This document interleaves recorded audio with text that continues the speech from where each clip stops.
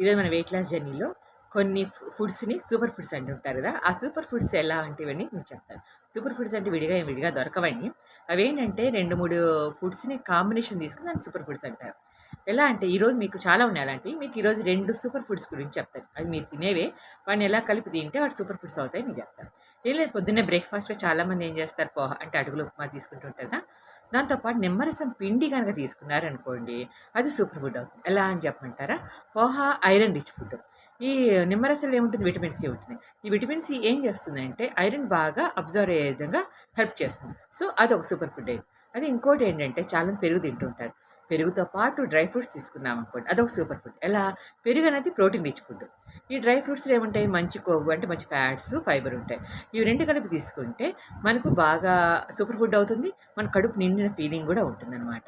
ఇలాంటి super foods తింటే మనకు వెయిట్ లాస్ జర్నీ అవుతుంది. మనకు కొద్దిగా డైట్